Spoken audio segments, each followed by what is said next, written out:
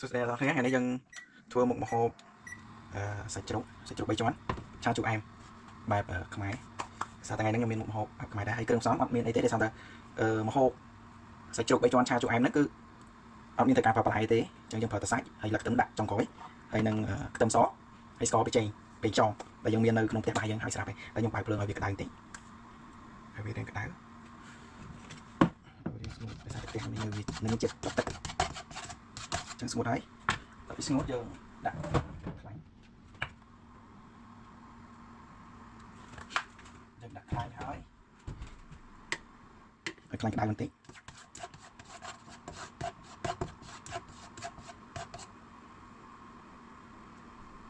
ខ្លាញ់នេះក្តៅហើយយើងដាក់ម្ទេស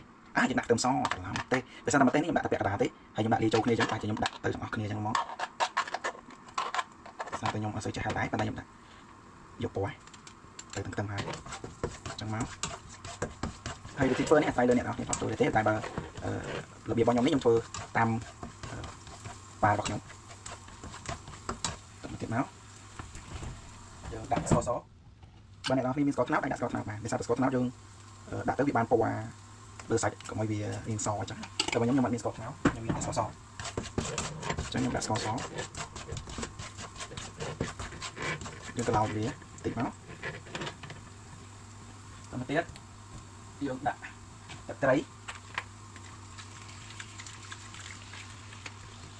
យើងបន្ថែមភ្លើងតិចទៅវាឆាប់ក្តៅឈ្ងុយយើងទៅឡោតឲ្យរៀងឈ្ងុយធំក្លិនរៀងឈ្ងុយទឹកត្រីហើយនឹងខ្ទឹមនឹងហើយយើងអាចដាក់សាច់ចូលបាន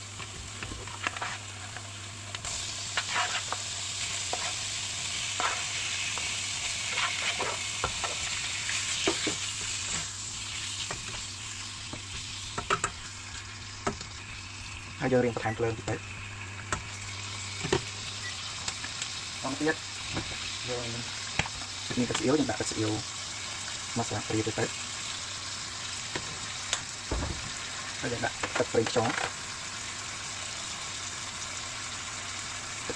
មួយស្លាបព្រា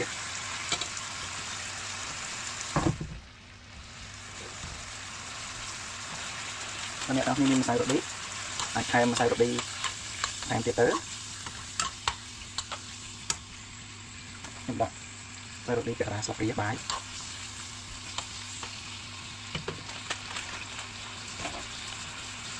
ពិសេសជាងគេនោះគឺម្រេចយើងអាចកាត់ឆ្អាខ្ញុំដាក់ពាក់កណ្ដាលបាយរ៉ូឌីដែរជាប់ដៃមួយស្លាបព្រាហើយយើងរកវាបន្តិច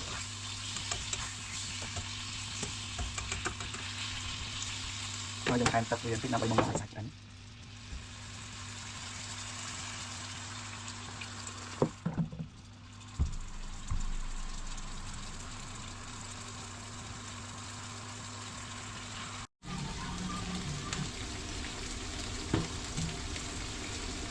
បន្ទាប់ពីយើងផ្សំគ្រឿងហើយយើងមកងាស់វារៀងស្ងួតហើយដល់សាច់វាឆ្អិនហើយយ៉ាងអ្នកនរគ្នាអាចភ្លក់បានថាវាស្ទើរជាតិប្រៃជាតិផ្អែមបែបណាតាមចំណងចិត្តអ្នកនរគ្នាតែបើសម្រាប់ខ្ញុំអូខេហើយតើវាអូខេហើយយើងដាក់លឹកខ្ទឹម